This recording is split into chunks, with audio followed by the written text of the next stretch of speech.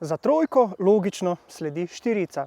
No in komaj smo dodobra spoznali model ID.3, torej Volkswagenovega revolucionarja, že je tu nadaljevanje.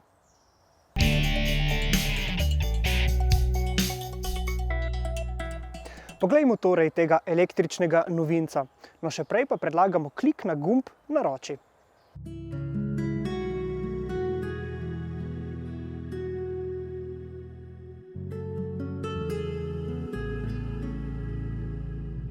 Volkswagen je začel z modelom ID.3, ki nastopa v golfovem razredu.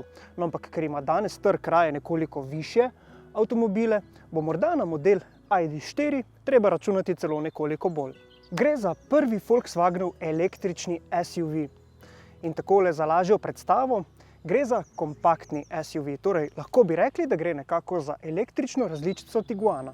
No, ampak kljub kompaktni zasnovi pri Volkswagenu obljubljajo zelo zajetno družinsko prostornost. No in sami smo jo že ob prvem zlaganju video opreme našli v prtljažniku, ki ima 540 litrov uporabne prostornine. In to še nekoliko več kot pri Tiguanu, ki je že tako ali tako nadpovprečno prostoren avto.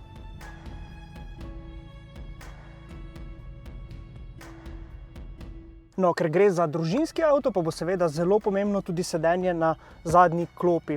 No in takole na prvi vtis smo ugotovili, da je zadnja klop postavljena zelo visoko, oziroma sedi se bistveno višje kot na prednjih sedežih. No, kaj pa električni pogon?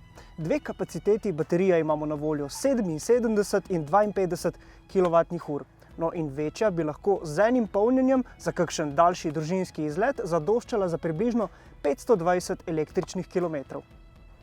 Ta avto je opremljen s pogonom le na en kolesni par, gre za zadnji kolesni par. No, ampak na voljo je tudi električni štirikolesni pogon, ker gre na vse zadnje vsaj za mestnega terenca. Če ga boste vozili kot družinski avto ali pa kot terenca, ko odštejemo trenutno mero ekosubvencije, je začetna cena tega avtomobila 33 500 evrov. No, ampak če želite večjo baterijo in pa vse asistenčne sisteme, kar vam toplo priporočamo, pa se začetna cena že povzpne prek 50 000.